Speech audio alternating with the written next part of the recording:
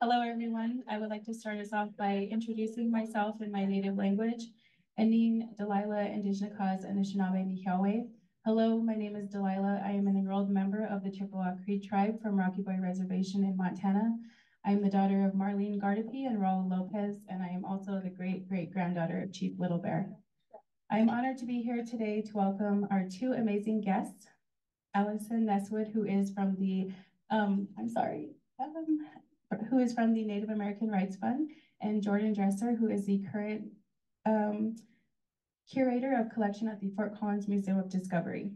I want to thank you all for being here today and taking the time out of your busy schedule to welcome our guests to Colorado State University and to take the time to educate ourselves on the topics that will be discussed here today in our community.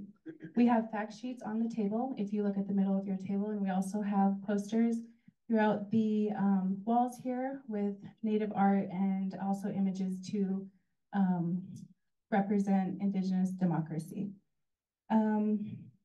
Events like this put into practice our land acknowledgement statement. And I encourage you all to meet the people around you, the people at your table, because we have many Native American and Indigenous professors, community members, CSU students, alumni, and it's a great opportunity for you to meet friends and communicate and build relationships so that we can take what we learned here today from our guests and put it into practice in our daily lives. I also want to thank Dr. Martinez for giving me this opportunity. As you can see, I'm very nervous. I do not like doing public speaking, but I know that it's a skill that I need to practice. And I just want to thank her for the knowledge that she has given us in her class as students, but also as just a friend and mentor. She doesn't like when I call her an elder, so. But I very much feel that she is, and that she teaches us, well, because she teaches us things that we will take with us and use in our daily lives. And I also want to thank my peers for being here to support us and for all the hard work that y'all did setting up the slideshow and the fact sheet and the posters, so thank you. And thank you everyone again for being here.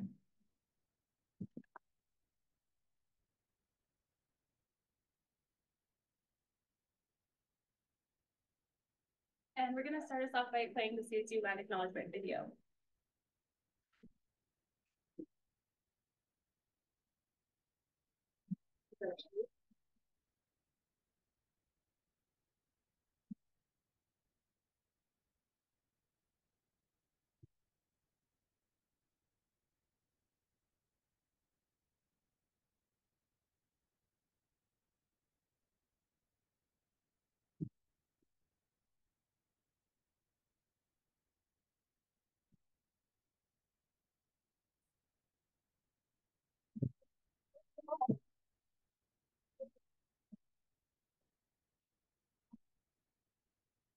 Colorado State University acknowledges with respect that the land we are on today is the traditional and ancestral homelands of the Arapaho, Cheyenne, and Ute nations and peoples.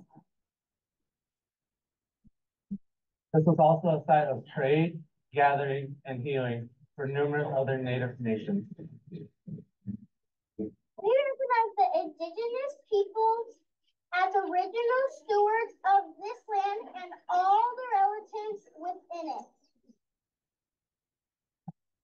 These words of acknowledgement are spoken and heard. Ties nations have to their traditional homelands are renewed to reaffirm. CSU is a land-grant institution, and we accept that our mission must encompass access to education and inclusion. And significantly, that our founding came at a dire cost to Native nations and peoples whose land this university was built upon. This acknowledgement is the education and inclusion we must practice in recognizing our institutional history, responsibility, and commitment.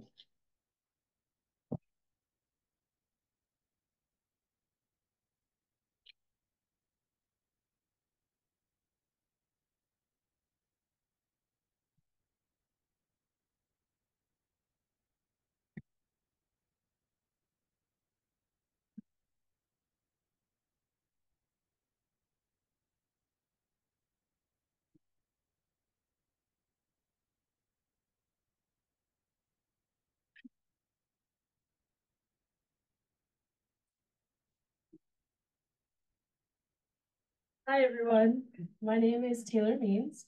I am an enrolled member of the Oglala Lakota Nation, and I am a senior here at Colorado State University, graduating in May after studying sociology and Indigenous studies. And today I have the pleasure of welcoming up Jordan Dresser. Jordan Dresser is a member of the Northern Arapaho tribe located on the Wind River Indian Reservation in central Wyoming. He graduated from the University of Wyoming with a Bachelor of Arts in Journalism and a Master of Arts degree in Museum Studies from the University of San Francisco, after which he took a position as Collections Manager for the Northern Arapaho Tribal Historic Preservation Office. Dresser was elected to serve as chairman of the Northern Arapaho Tribe for 2 years before becoming the curator of collections at the Fort Collins Museum of Discovery. He's also a filmmaker, and one of his most recent films, Home from School, The Children of Carlisle, aired on PBS stations and was nominated for an Emmy. He is passionate about collecting, preserving, and sharing stories about Indigenous people of this land.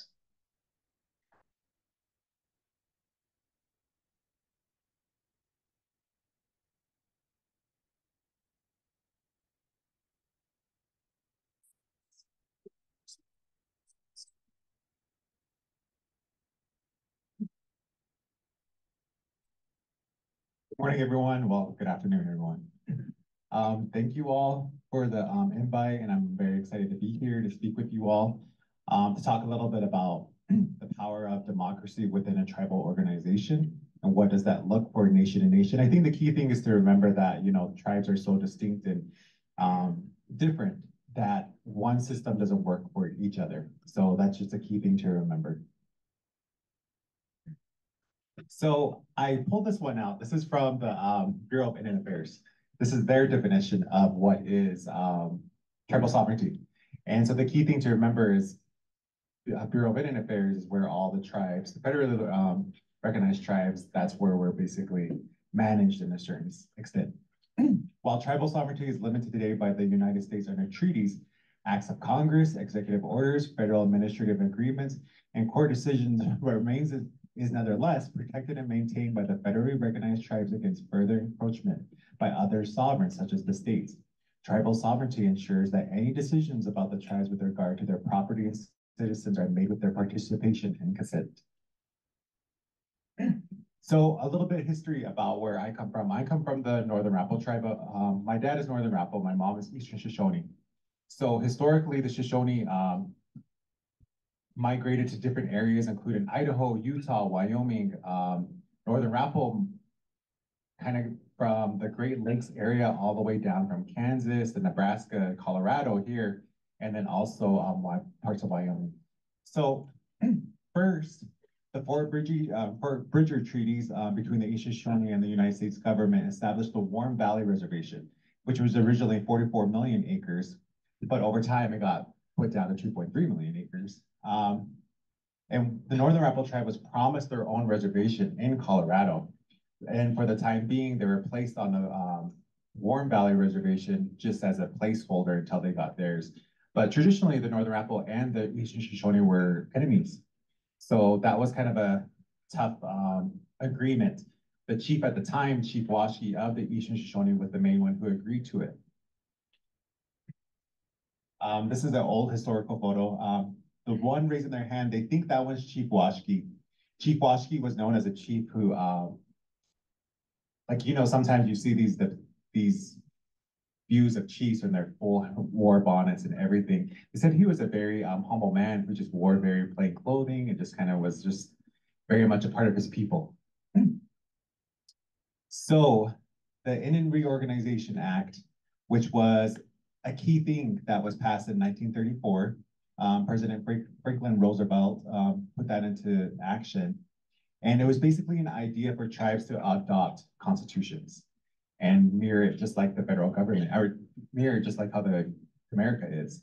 So the key thing with that was that the tribes were able to vote to say, yes, we want to do this, no, we don't want to do it.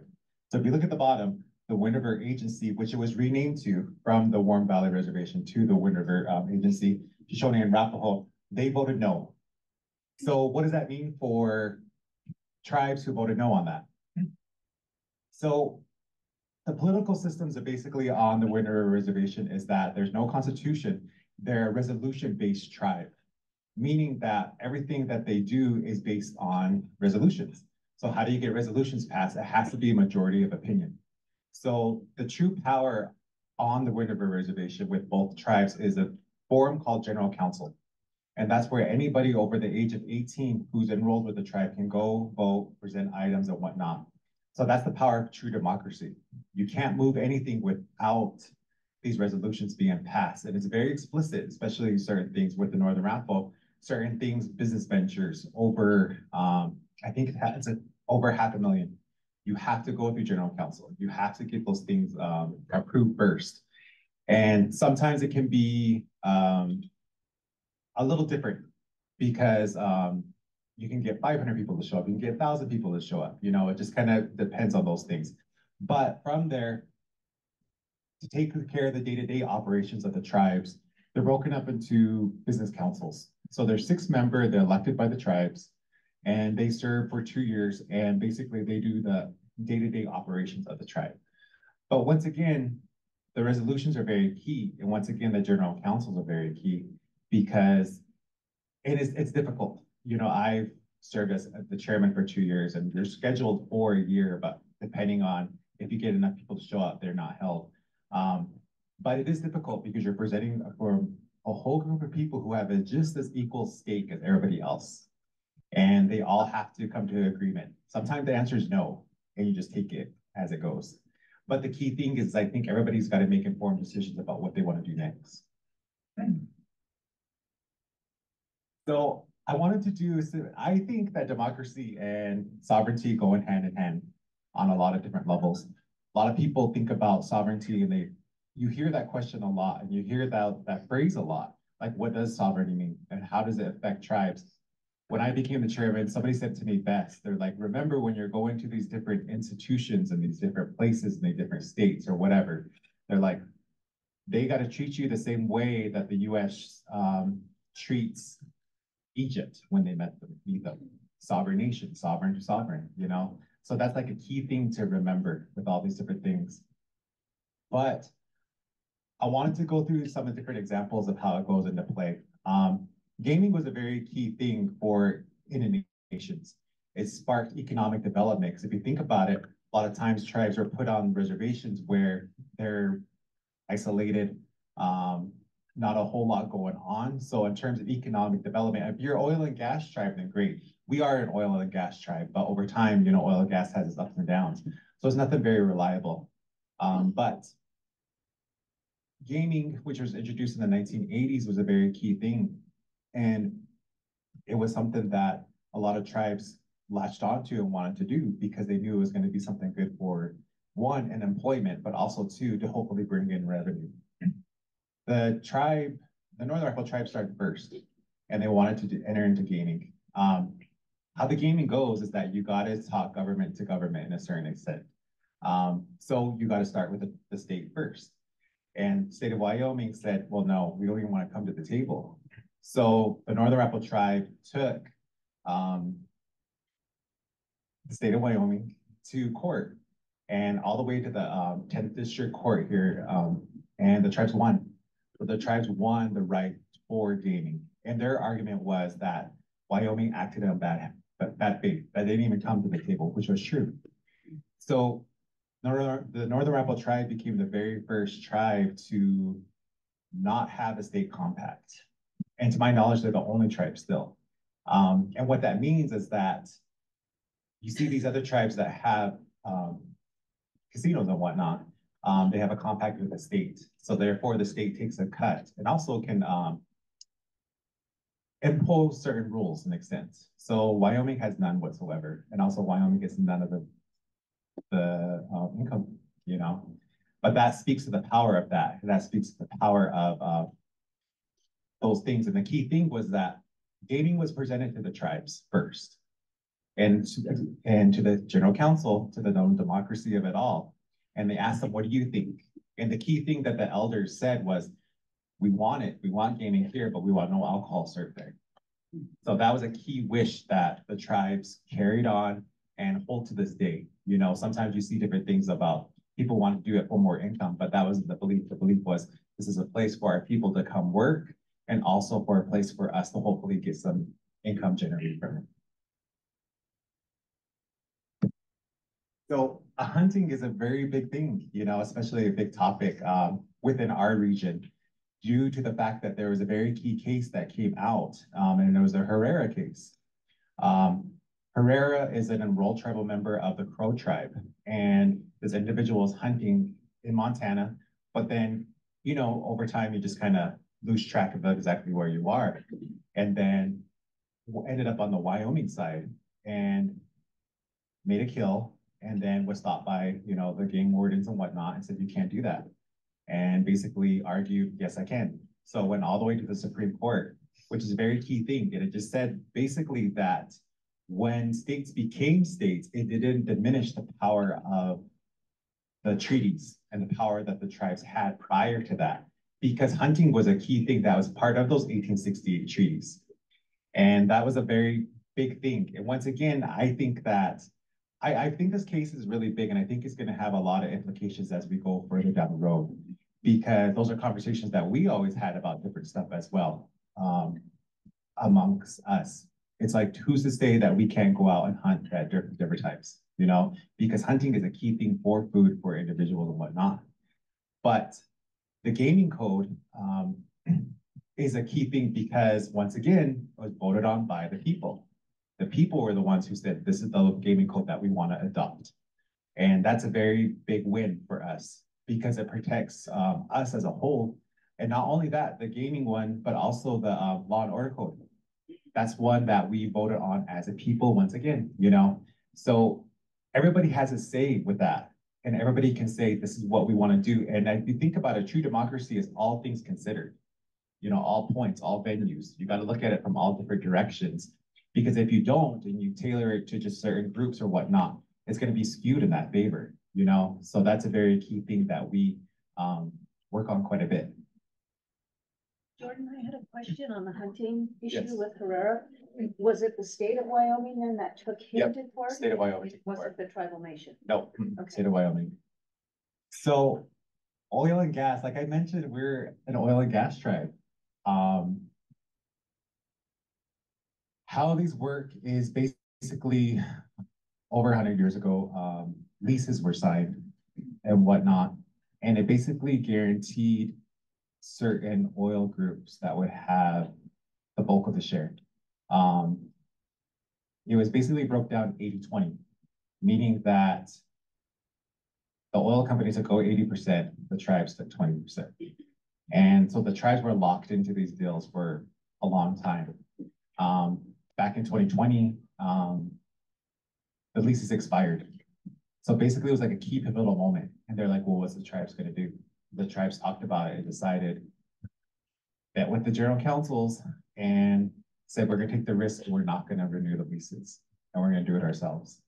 So that was when I became chairman. So I remember very pivotally, we didn't renew the leases. So it's like, what does that mean? You know, we had tribal members who could run an oil field, but not to that magnitude or that scale.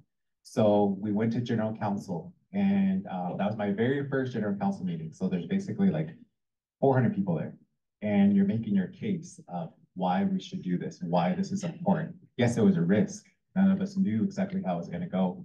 But in the end, the tribe voted and said, yes, we want to do this. And yes, we want to create this oil and gas commission, which is made up of our own people and of our own tribal members to guarantee. So therefore, that 80-20 rule went out the window.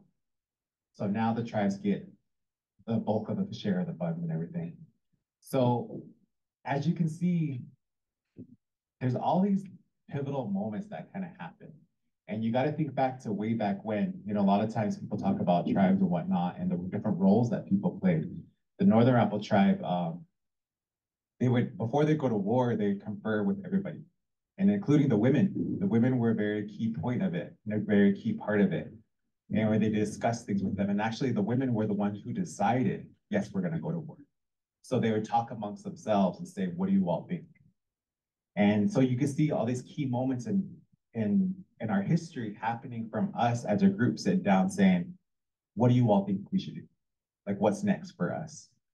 And I think that's the power of true democracy. And I think that's something that tribes really struggle with sometimes, because I think that I can't speak for the tribes that are that have constitutions. I imagine it's very binding, you know. But for us, with our resolutions, we can be more limber with different things. And we can make decisions basically saying, okay, this is how we're going to do it. But those are very key things that we work through. So back in 2021, I was appointed to the Not Invisible Act, which was created by Secretary of Interior Deb Haaland.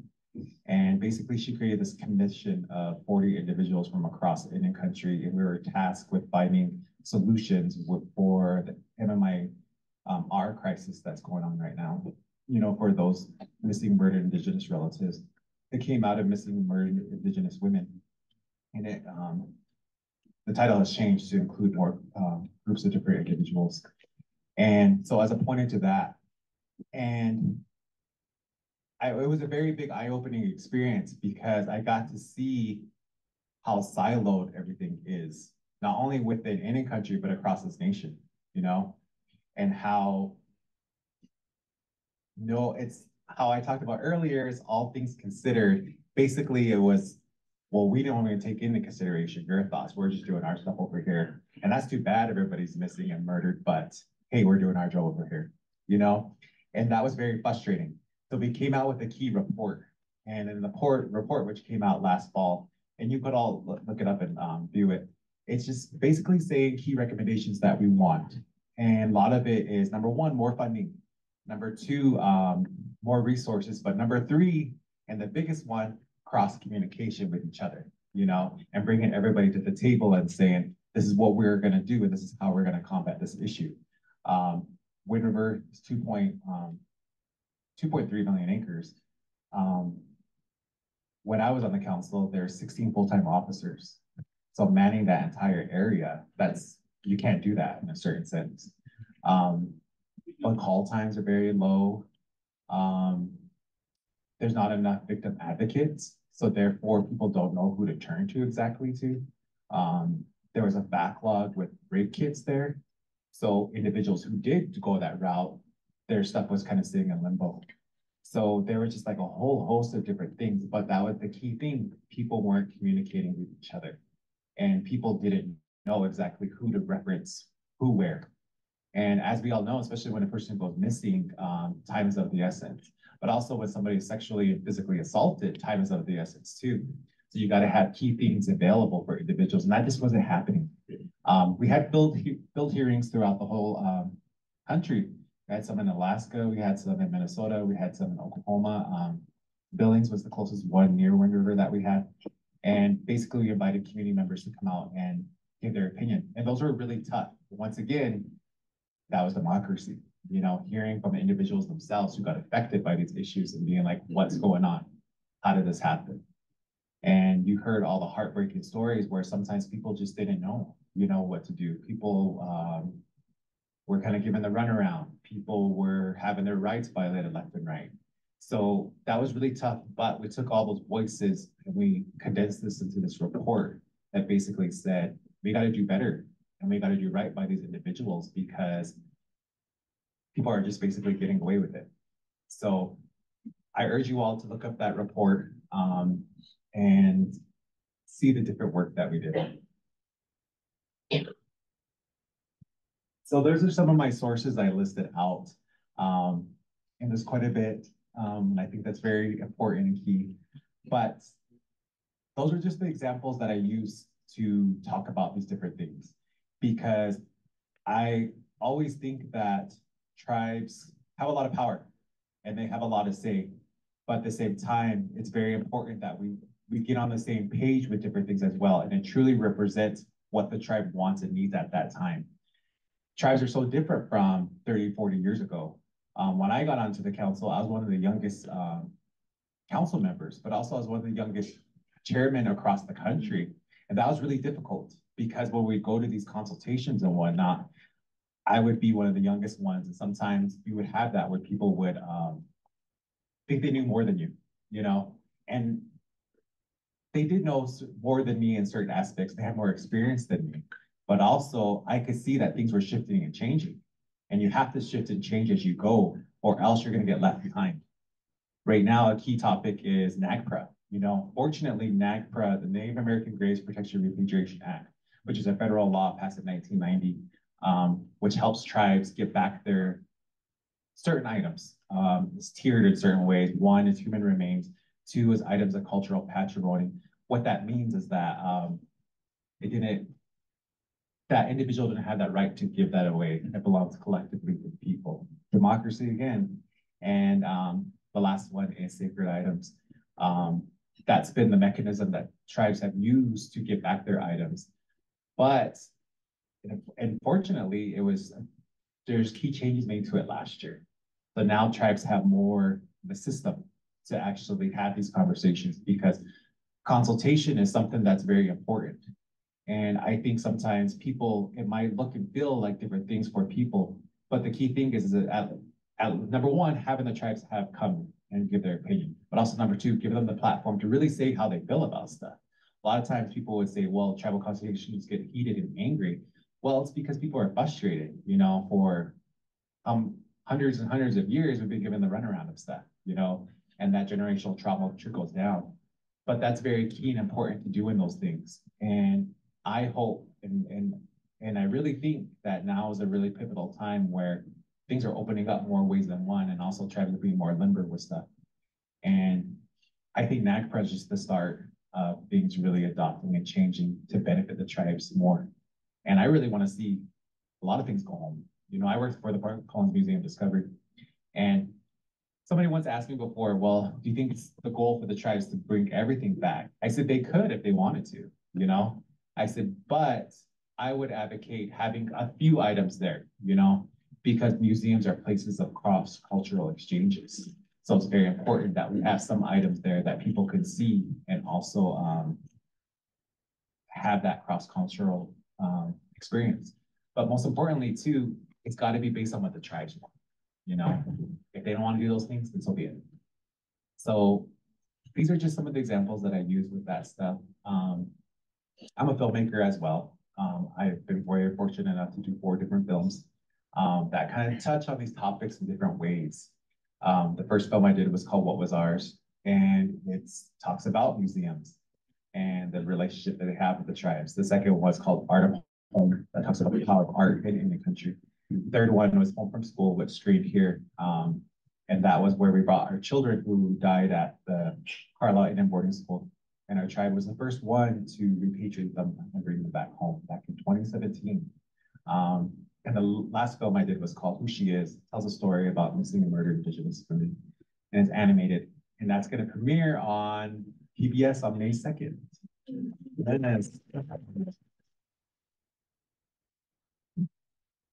So I encourage you all to, if you can, look at that as well. And the MMIW movement, like to me, I looked at it in a different perspective, because I felt like what was missing was that a lot of times you would see these things saying like this woman went missing on this day, or this woman went murdered on this day. And that was just kind of basically it. And I just felt like the women themselves and their stories were getting lost.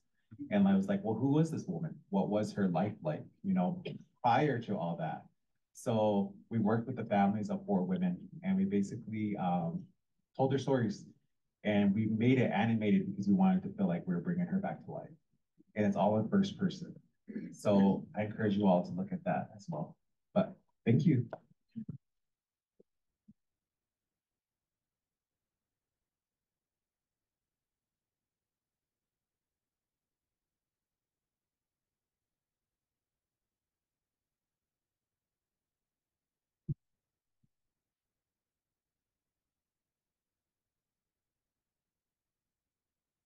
Hi, everybody.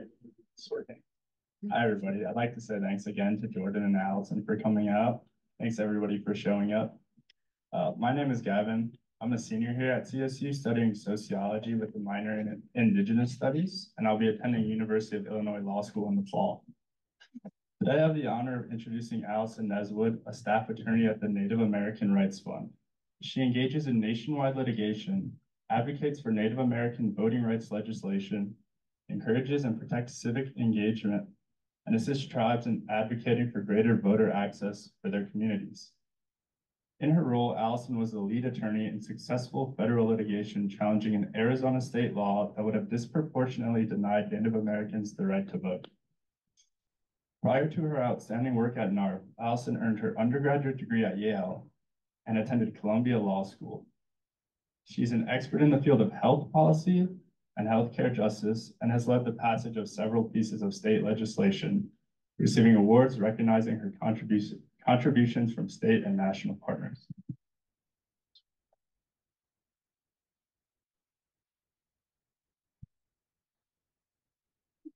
I'm going to stand on the podium because I need notes and I'm worried about juggling. Allison Nesswood, Unishet, Hachini Nishle, Filipana, Basistins, Indigenous, Asiche, Filipana, and Nationale. I'm Allison Nesswood. I'm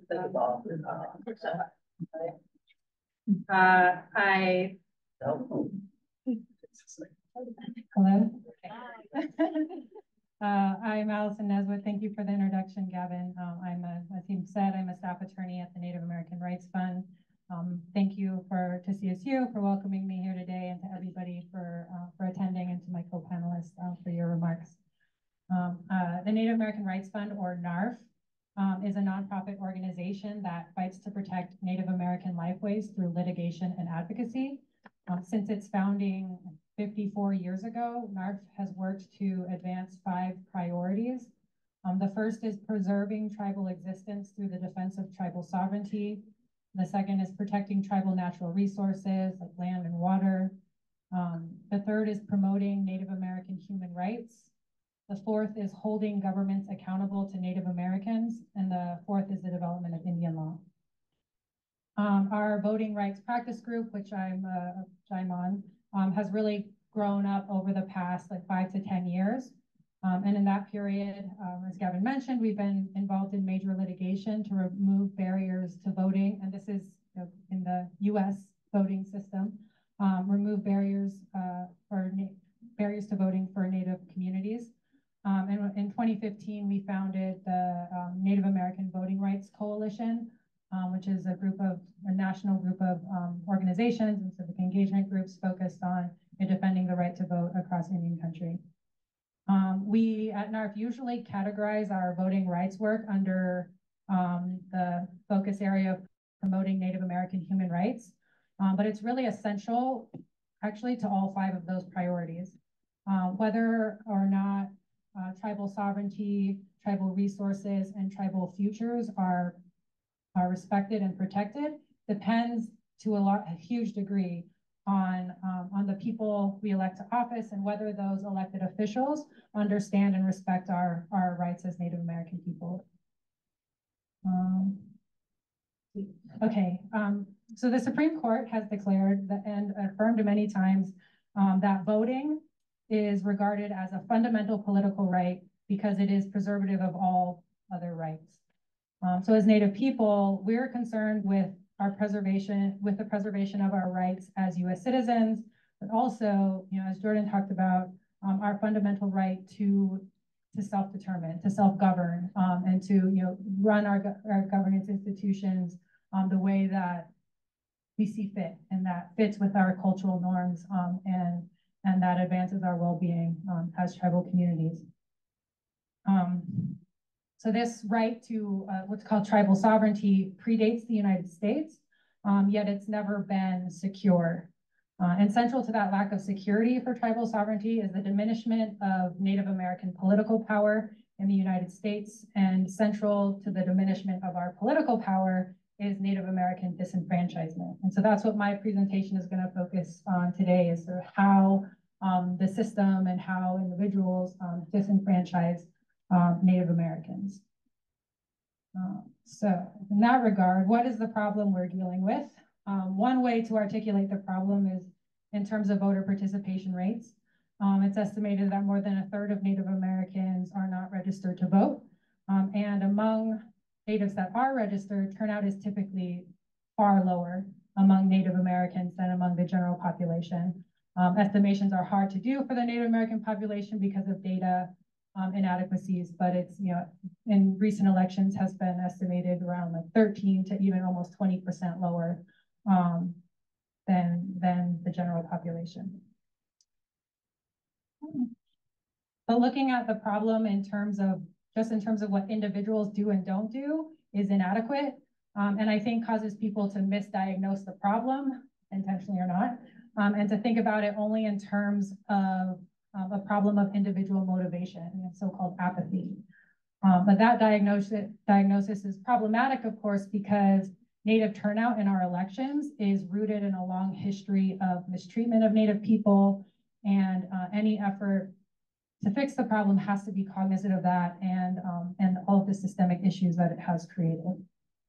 So, in light of that awareness and knowledge, central to NARF's voting rights work is a determination, an effort to understand in detail the root causes of low turnout rates across Indian country.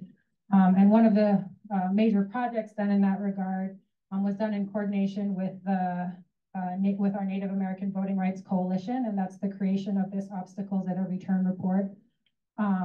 And it's linked here on the slide for people to go look at in depth. But it looks in depth at the reasons for low voter participation among Native Americans. And the data underlying the report was collected during several field hearings that we held on tribal lands across Indian country, where NARF and our coalition partners heard from Native people and tribal leaders about the difficulties they face when they're trying to register to vote or trying to cast a ballot. The report is 125 pages long, and it includes detailed examples of what voting barriers look like across the country. But I think at a high level, I sort of categorize them into three groups. There are structural factors, there's contemporary bias and racism across the system, and then there are voting policies generally passed or implemented at the local level or state level that make it harder to vote, particularly for Native Americans. And I'll go through each category in turn. So the structural factors that make it hard for Native people to vote include those listed here on the screen. Voting, as people know, I think generally requires identity documents, registration, and then acquiring and casting the correct ballot at election time. And each of these government services or functions typically requires people living on tribal lands to travel the farthest.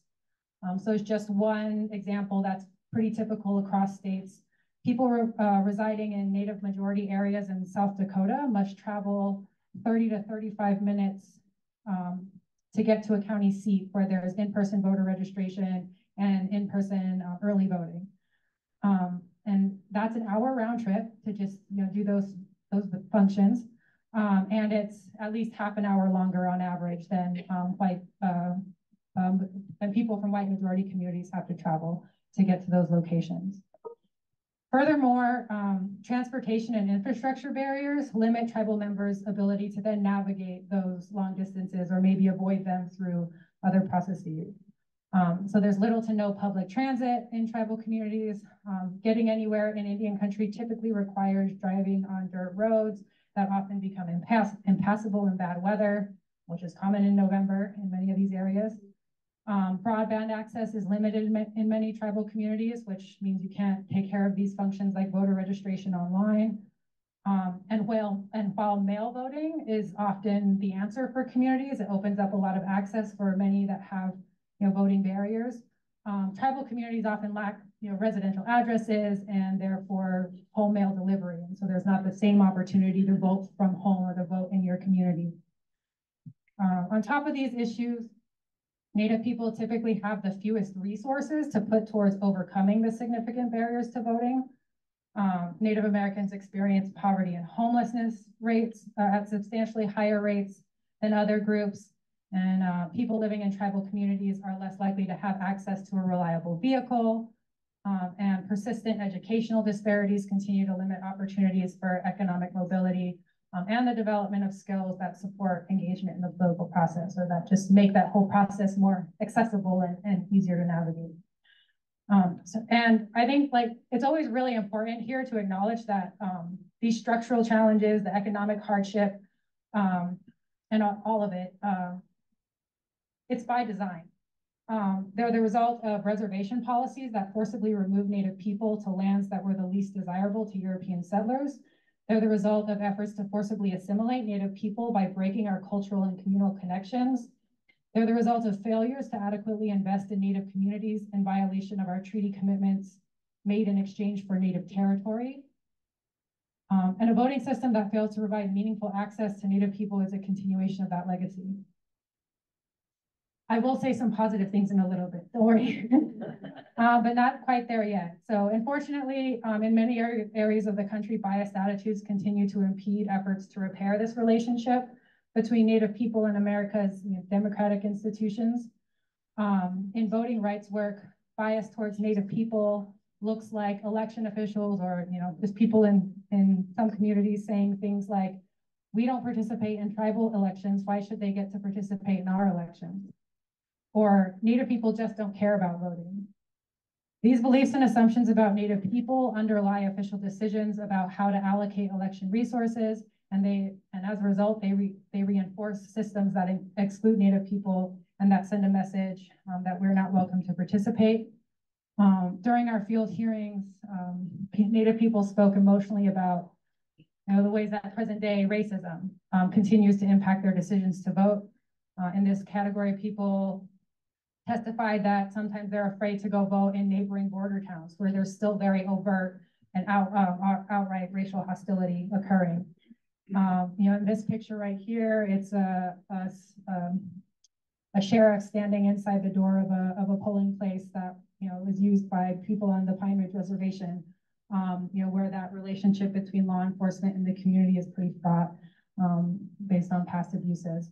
So contemporary bias, racism is still very much a part of the voting calculus that Native people are making. So the last category of barriers I'll talk about includes policies largely passed at the state and local level that make it more costly to vote. And that, typically what we see is they leverage these sort of structural barriers that I was talking about, like lack of identity documents or distance to the polls or lack of addressing in Indian country. So we see burdensome ID requirements can make voting more costly. The ID itself may cost money, or the underlying documents like a birth certificate may cost money.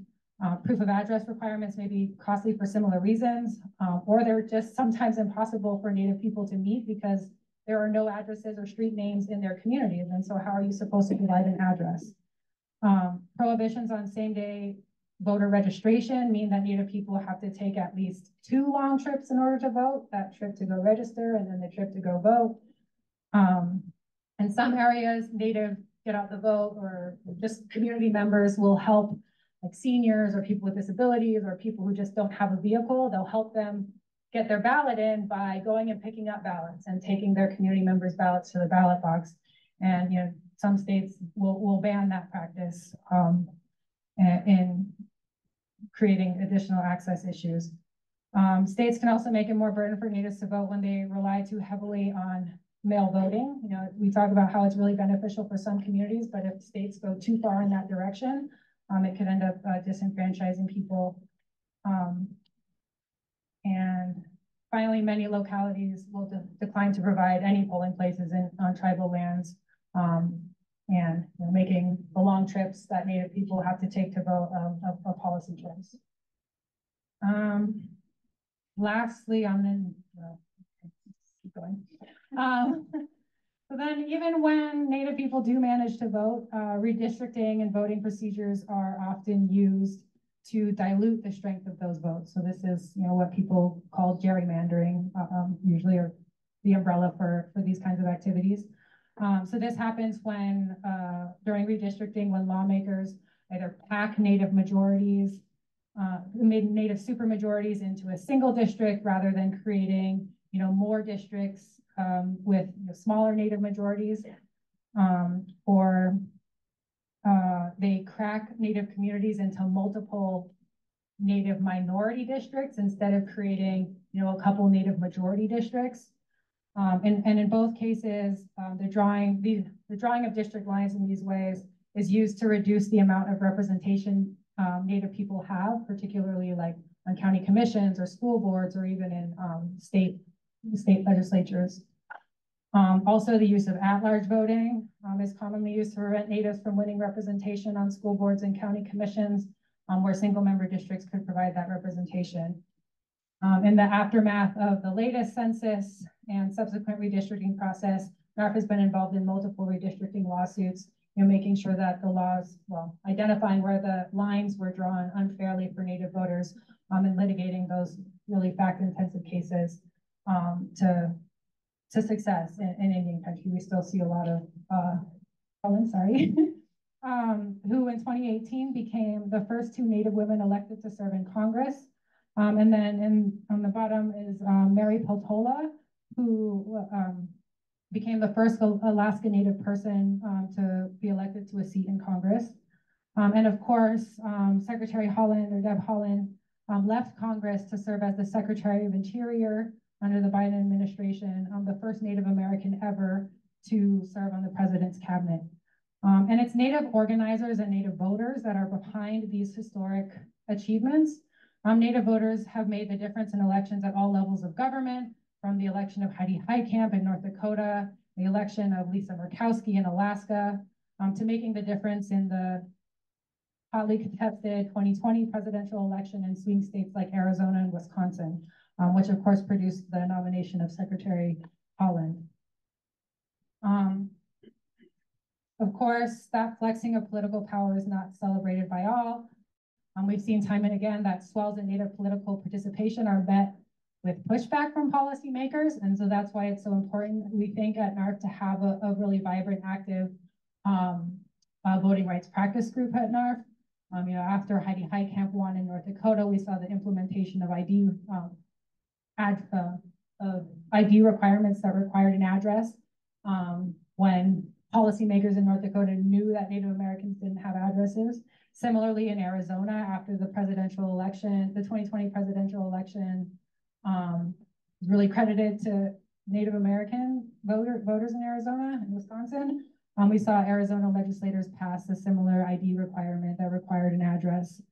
In Montana, the state legislature has tried multiple times and has lost in court now multiple times to pass ballot collection bans and prohibitions on same-day voter registration that would disenfranchise Native people.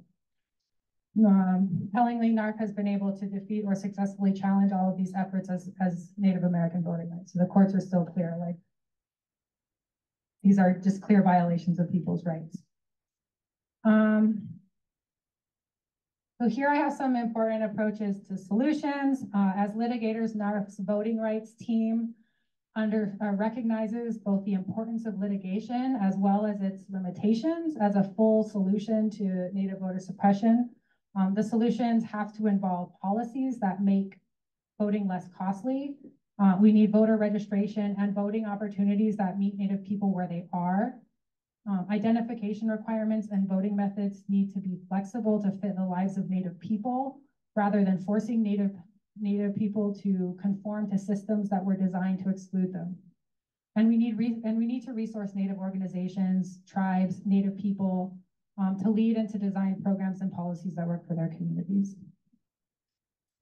So this is my last slide, and it's just kind of my own mission statement of sorts, or vision statement.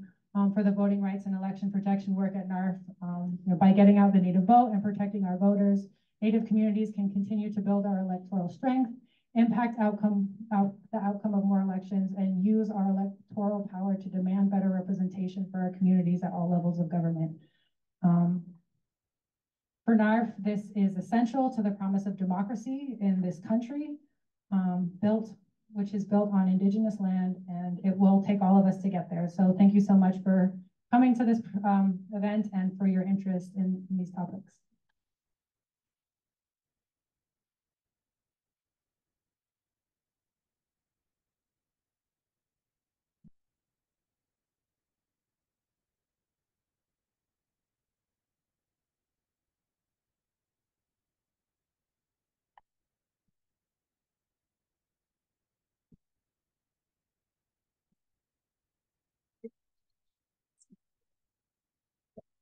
Okay,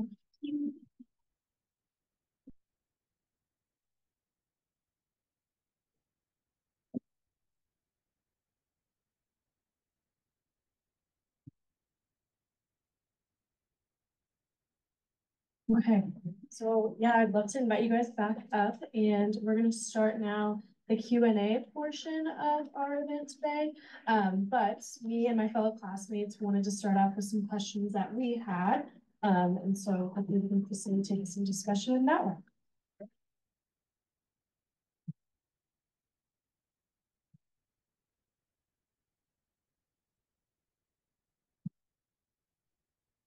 Okay, so to start, how do you guys think that, or sorry, why do you think that Indigenous democracy matters to everyone?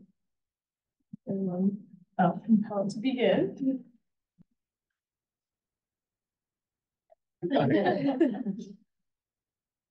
I think it matters because it's the earliest form of government that's on this land. You know, tribes have their way of doing things. And I think sometimes that if, as a larger society, if we went back to those different things, I think that we would learn more about how to, number one, navigate and truly represent the people that you all have. And also number two, how to be sustainable for future generations. You know, if you think about it, I mean, we were here for thousands of years and we thrived in different ways. And then if you think about it, America is still new and it's still building and it's still going. And it's in its infancy, if you think about it, and it's made a lot of mistakes. And it has a way to, in the future, hopefully turn things around, but it's really got to look at how we do different things. And I think if they really look at tribal organizations and groups, they will learn more. Yeah, very much second the idea of sort of Native people, Indigenous people leading the way as, you know, the traditional and original stewards of this land. Definitely second that point. I think also for everybody, you know, one of the sort of big original sins of this country is, you know, the theft of Native land and the forced assimilation of Native people. And I think that we're not ever going to be able to have full faith in our institutions until they do justice by Native people. And doing justice by Native people means that our institutions, it means that our institutions facilitate and honor tribal self-governance and tribal sovereignty, which means that we decide how we're going to carry our people and our cultures and our traditions into the future. So yeah, I just think there's very much an aspect of like, how do we reconcile, we the United States reconcile as a country with that great harm that we've done. And I think that, you know, making sure that Native people are fully embodied and honored in their tribal practices and sovereignty is necessary in order for America to get there. Similarly to what you just said, speaking of having faith in our institutions, if we were to focus in on a university like Colorado State, where we are at today, how can the university impact or facilitate Indigenous democracy, and what might their responsibilities look like? Well, I think that all universities, colleges and whatnot, I think that they really need to look at the fact that Native people were guaranteed education underneath their trees, you know? And that's a very key thing. And I really applaud CSU and actually Colorado as a whole, because they've been really honoring that and really trying to work with Native institutions, you know? Just across the way at University of Wyoming, they're getting rid of their whole diversity inclusion office, you know, which is terrible. Basically, that's a way for lawmakers to say you don't support diversity. That's what that was, you know? And I think that's just a terrible place. And how do you thrive in a place where you don't feel welcome out the gate? So I think that what CSU and different organizations are doing are being welcoming, number one, but also holding that that belief about tribal consultation. I know there's a big one coming next week, and I think that's really exciting. And I hope that tribes take part. And also, I feel like that's the part of the relationship building, but also making a space where these native, somebody once told me something that I really thought about, and they were from Haskell. Her name's Rhonda Lovato. We were there. She was showing me the cemetery there because there's a couple Arapaho girls buried there. So we're walking around, and she said, I always tell people when some people say, oh, well, you natives, you get all these scholarships, you do this, you get education for free and whatnot. She said, I always tell people, well, we paid a blood price for that. We paid a blood price, and that's very true. So I think that number one, like how you mentioned, recognizing the things that have happened to us as Native people is very key. And the fact that universities and schooling and whatnot sometimes are founded on really dark things. And in terms of Native people. So we got to acknowledge those things, find a way to move forward in a good way, but also make it a place where these students can come here and thrive. I really don't have anything to add to that. I mean, I Native students need to and should have access to, I don't want to call it free, but like no additional cost education, higher education in the country. So completely on board there. I think the investment in students' leadership when they're in the institution, or Native students' leadership when they're in the institutions is very crucial too. Events like this where Native students are really leading and guiding the conversation are so important, and I think investments and like actual dollars and as well as trust in students to lead the way on those things and putting these conversations together is really important.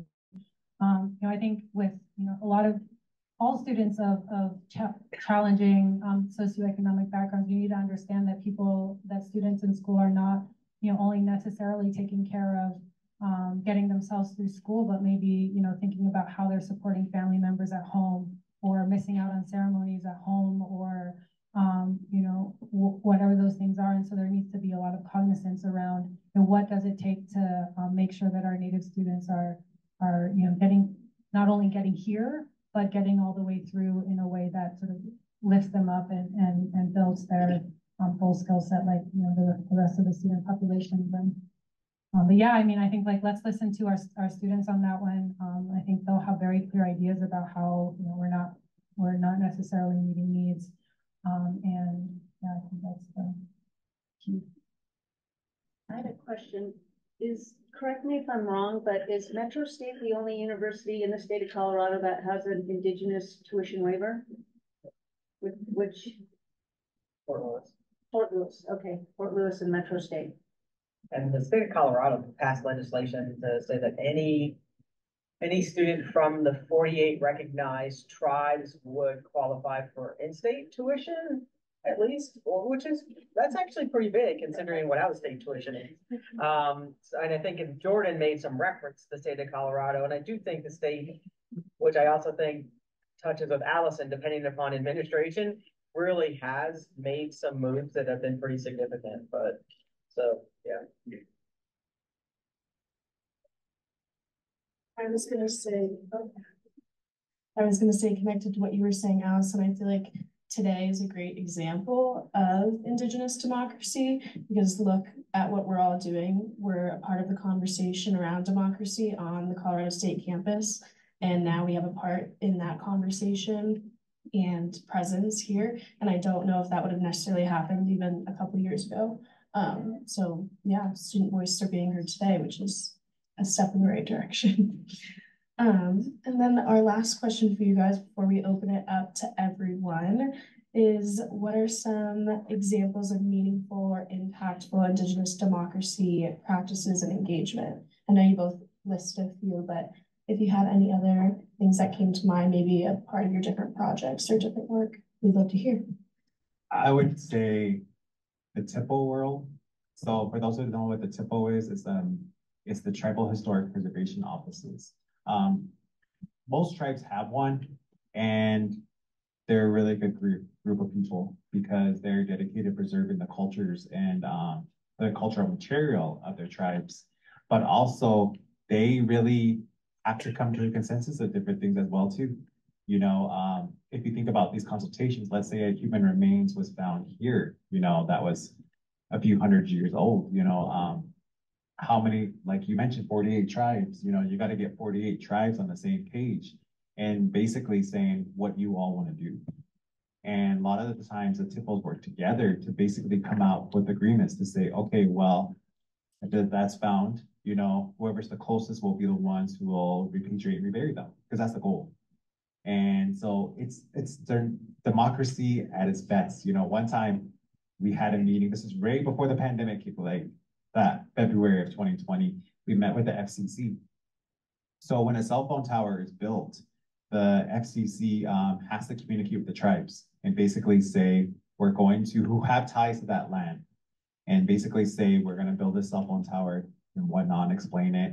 And then from there, tribes can say yes or no, or how to mitigate it and whatnot, so it doesn't do any harm and whatnot. But the key thing was that back in pre-2018, the tribes were able to charge the FCC for these meetings, for these reports. And it just kind of varied from tribe to tribe how much they did. But then in 2018, the FCC passed a rule saying they're not going to pay any tribe anything. So that's how TIPOs were self-sustaining, because there would just be stacks of these reports coming out. And then we met with them in 2020. That was like at its finest, everybody having a say. And the FCC only sent a spokesperson and not even anybody from the head, So basically this person was just being like torn apart, but rightfully so, because basically they did it with no consultation. They just said, we're going to do this. And from what I gathered from that meeting was they were upset because they were like, well, you all need to get on the same page about how much you all are going to charge. But we're all sovereign nations, and we can all set our own amount, how much we're going to do. We don't have to do it depending on the other tribe, So that was like a key thing. But yeah, I would say TIPOs are a great model. And also what I love about a good TIPO office is that they have ties with the elders. Because unfortunately, we're getting at this phase where a lot of our elders are getting a certain age where they can't travel, and they can't do different things. So they're breeding this whole new ground of younger individuals who can go out and do the work, but they have the blessings of the elders. And I think that's really powerful. And it's also passing and learning this. I got a crash course in TIPO when NACRA, when I started at TIPO as a collections manager, and I was trained under Youth and a Soldier Wolf. And it was a lot, but it was very key because I just think about that. Well, we're carrying on this work of our elders and whatnot, and we're doing it in good ways. Thanks for that. I will give a couple examples. The first is, I think the background for this is, you do hear this narrative in Indian country, I think sometimes particularly with younger Native people, but throughout, that participation in voting or in other types of American institutions can in some way be counter to lifting up Indigenous self-governance and Indigenous tribal sovereignty and ourselves as sort of separate sovereigns. But I think the example I want to give is how, at the same time, there are really strong, proud voices in Indian country that are sort of reclaiming a democracy narrative, even when it is about, American representative democracy, saying that voting, the Native vote is powerful, the Native vote is part of the fight for tribal sovereignty. It's part of making sure that our elected leaders are, listening to our concerns and are respecting our rights.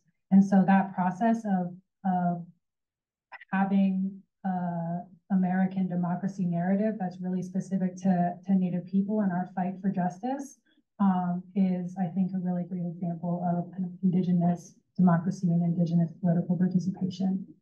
Another example I'll give is there's sort of a big kind of movement that's termed land back. And it's this idea that our land should go back to Native people. And I think that's a really sort of tricky thing to contend with, right?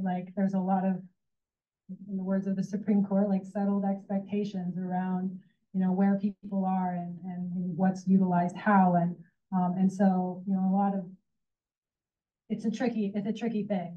And so I think, seeing how tribes are very creative about still bringing land and traditional homelands back into relationship with their communities in creative ways is another example. And so what I'm talking about specifically is, tribes coming into coalition with each other and advocating the president to designate monuments, and as part of that designation, recognize tribal commissions that are going to be responsible for co-managing the land and co-managing the future and preservation of those public historically tribal lands for our future generations, so that we can continue to practice our ceremonies there, so that we can continue to do our subsistence hunting and gathering there.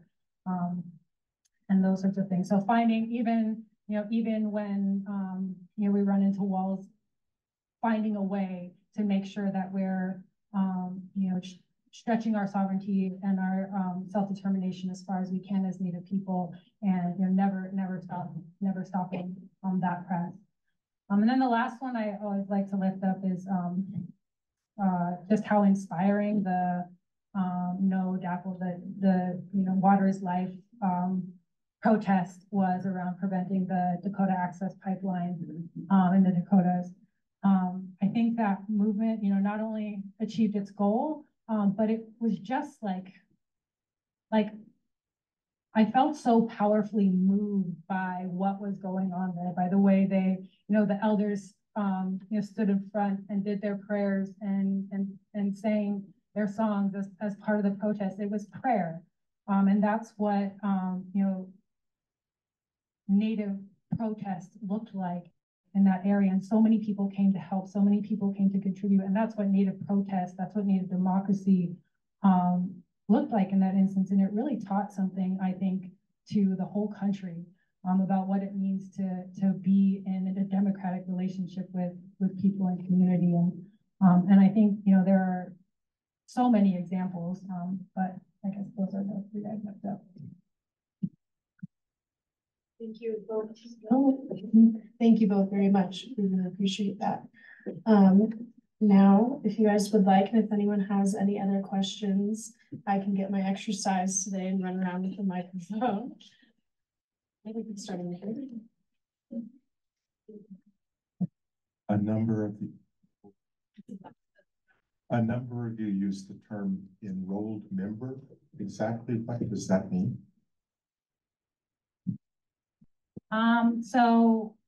Tribes are political entities where, sovereign nations. And so an analogy is, in the United States is citizenship, right? Like there are rules in the United States which determine whether or not somebody is a citizen. It's whether you're born in the United States or you're born somewhere else and you've done the naturalization process according to the laws of the United States. So each tribe has a similar sort of citizenship process where, whether it's blood quantum, whether it's descendant from a certain group or area, whether it's, other type forms of relationship, tribes have their own sort of rules or laws for, what defines a citizen of the nation. And so when somebody says I'm an enrolled member, you'll also hear people say I'm a citizen of. It's the same sort of idea that we are sort of politically attached or citizen of the nation. Thank you.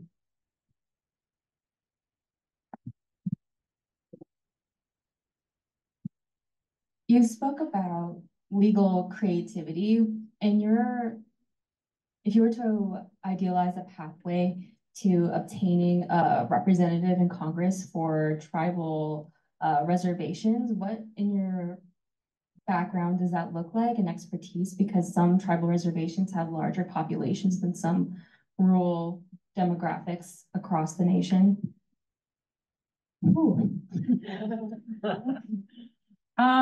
I mean, this is not something I've thought about before, so it's completely off the cuff. I do know that some, the Oklahoma tribes, at least Cherokee, do have that in their treaty that they should have representation in Congress. And so that's an example of a broken treaty promise. And, as sort of co-sovereigns, we should have some form of, established co-equal governance, and it could be accomplished through that. I would probably be, I'm not sure, like, you know, the states, each state has 2 senators and they're very different population amounts. And so I think it could still look like a, you know, one person, one tribe kind of thing. I don't know. I mean, I'd want to go to the tribes and think, like, you know, Jordan was talking about, like, what works for the tribes and what ensures that they really feel like they have that opportunity to have that government to government relationship. It might not be having somebody in Congress, like somebody sending a tribal leader to be in Congress might to some tribes mean that, okay, now my tribal leader has to think about, you know, the interests of people outside our tribe. And so that might not be the most appropriate answer for some tribes, but I think it would have to be a really sort of engaged process with what that looks like. I'm off the cuff 2 cents.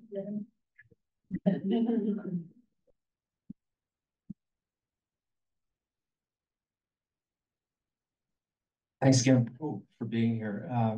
I think the Biden administration has been successful in securing some reparative or reparation like payments to colors of communities. I think, for example, Congress actually passed $4 billion in loan forgiveness for Black farmers. I think in 2020 or 2021, that was blocked by court action, but subsequently there was at least $3 billion that was then more widely available to farmers who had experienced historical discrimination from the federal government. I'm curious if Native tribes have been able to secure any kind of reparative, like, you know, reparations with the current administration, or if there's political efforts to try to secure that now or in the future. There have been, under this administration, a lot of sort of historic investments in sort of things that were already owed under existing treaties. So I think a lot of tribes are kind of, or tribal leaders, well, I think the reparations framework is not exactly right. Like, we, you know, entered into these treaty relationships with the United States. And so basically we're sort of owed payment for the things that we tendered already, right? And so the reparations framework is not an exact fit, I think, for sort of how far behind the federal government is in meeting those existing obligations. And so some of those historic investments in, you know, in Native agriculture and Native business and in healthcare, in you know, broadband infrastructure, in preserving, you know, Native homelands and those things are like kind of make up some of how far behind I think the government is, and it's still very far behind. Like, but it's not meeting the need, it's not meeting the obligation. And so I think in a lot of people's minds, it's still about, like, you know, getting the payment for what we've already tendered.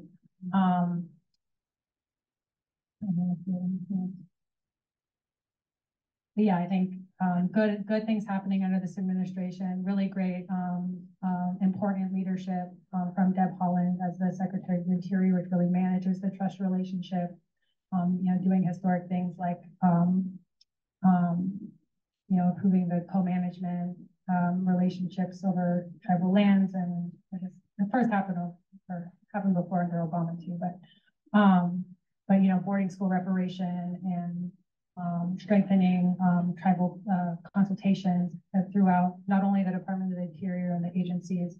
I think a lot of tribal leaders and Native people will point out, you know, how things aren't enough, how it's not enough. But I think there are efforts both ways.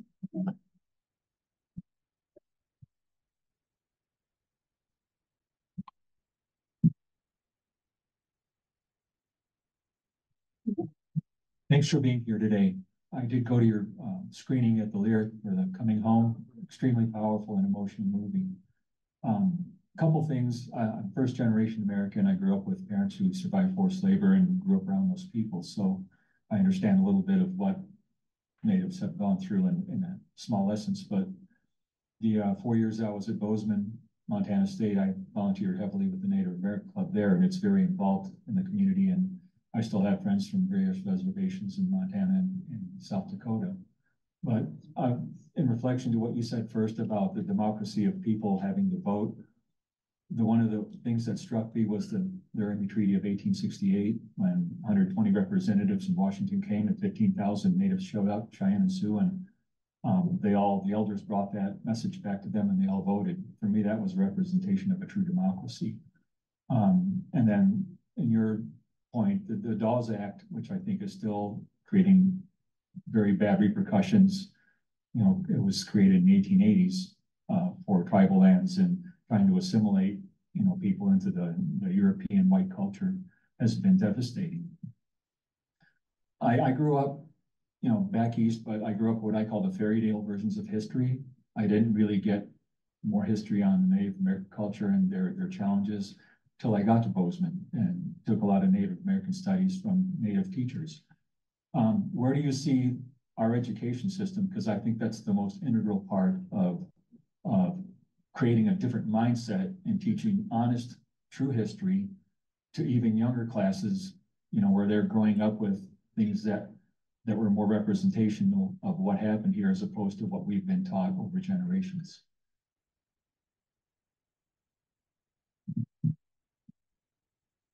You know, I think that education is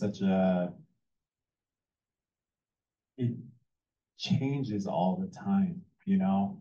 And I think what's scary is the fact that we have so many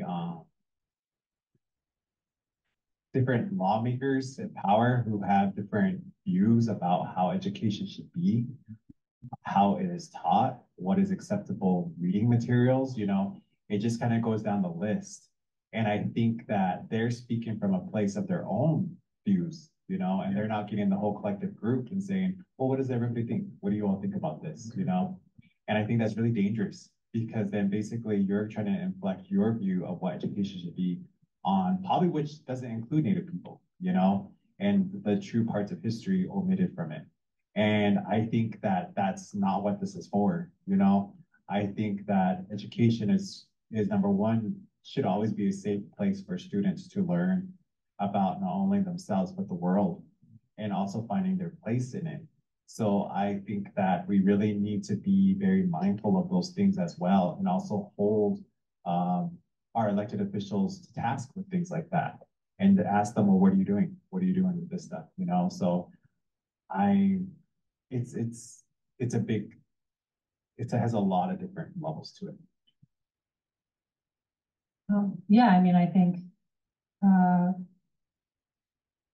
there's a, I think, famous saying related to, like, you know, what we don't remember, what we don't learn, we're bound to repeat. It's just true. Like, I've, you know, growing up,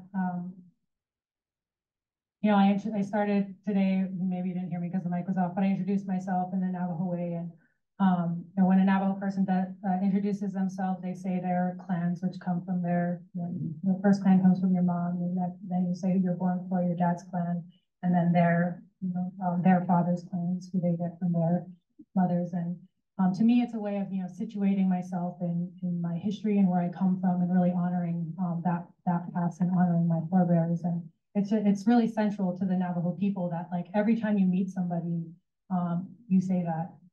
But for me, I actually never introduced myself that way in front of people until I was giving my grandmother's eulogy. And I really reflected a lot on that and what I was scared of.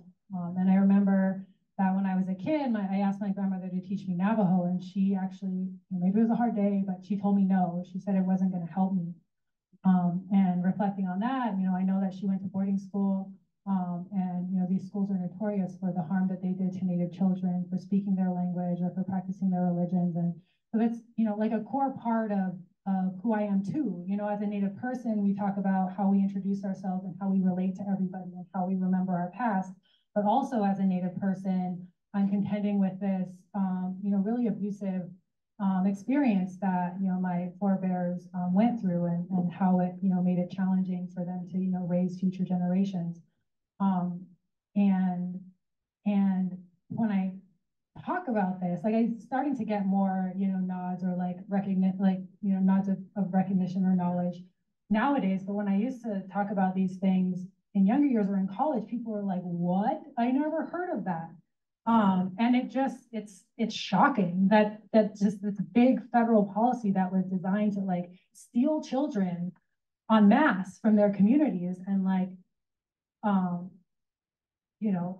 forcibly assimilate them in the most violent of ways is just like, no, like, and so people aren't learning these things in schools, maybe more so today. I don't know, maybe that's an optimistic view. But they did, my son learned about it in school, which or they talked about it in his school, which I thought was awesome. But yeah, I mean, I think, yeah, I mean, if we don't learn about these things and the failures of our past, they're bound to happen again. Maybe not in the exact same way, but in some format. The other thing I'll say is that, when we're not really engaging with different perspectives in the classroom, oftentimes it ends up falling, like the burden of that ends up falling on the one Native student in the room. And that's such a heavy thing to carry as a student when like, it's Thanksgiving and everybody looks at you to like, talk about Native Americans and what their story is. And I can't tell you how many, it's a lot of people that I met were like, oh, wow, you're the first Native American I ever met. And like, even just the kind of violence in that phrase, like, wow, we used to be everyone here. And now you've never met a single Native person. And like, you say that with a smile on your face and like, as if it's a way to relate. Yeah, I mean, I just think education is so important, and both in terms of making sure we can correct as a society and in terms of making sure we're really representing and supporting our Native students throughout their lives.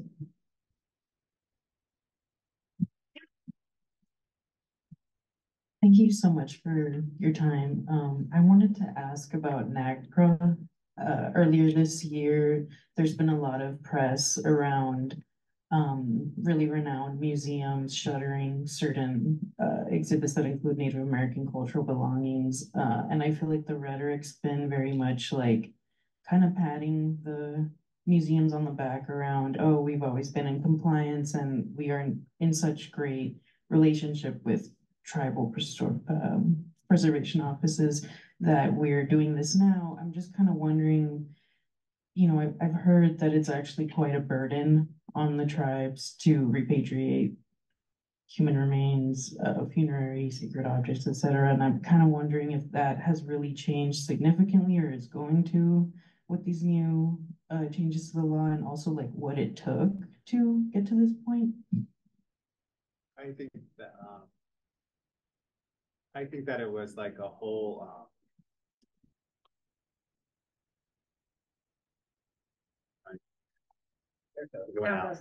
Oh, no.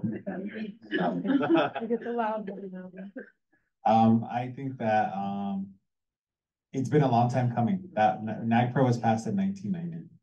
And then you saw museums in the very beginning rush to basically put together their inventory list and basically say like, oh yeah, we did it, but I mean, I think ever since then, pretty much every institution has been in some form, shape or another out of compliance.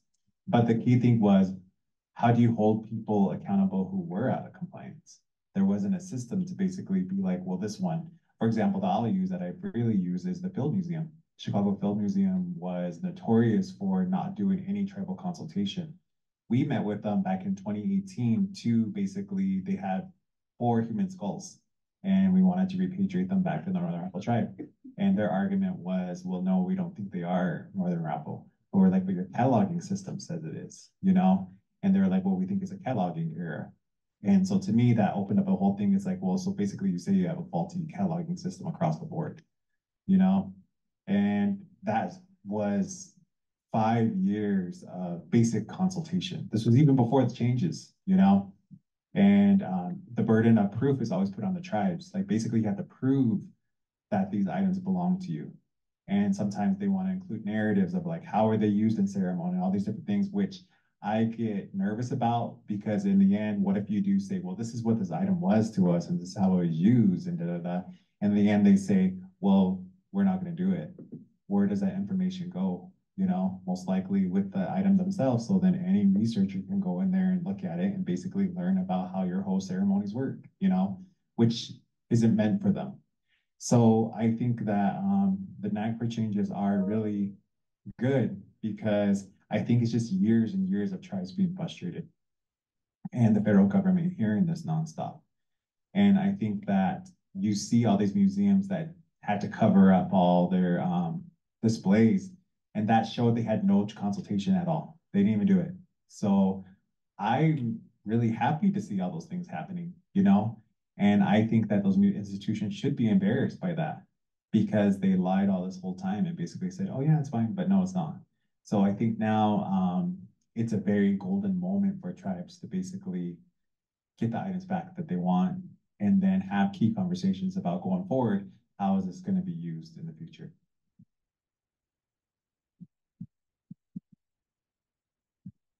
Thank you both. Now we're gonna conclude the formal part of our event today. But students specifically, if you'd like to stick around and ask any more questions for Jordan and Allison, in a more like accessible setting, you're welcome to stick around and stay. But we thank you all for coming and we appreciate your time today.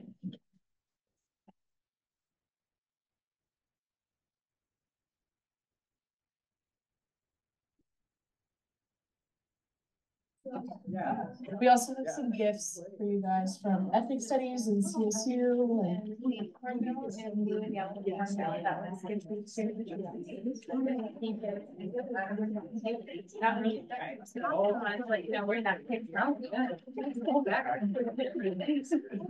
the trail mix I stole from my friend because she put him in an awful. So the trail mix in there is from you. Actually, thank you both.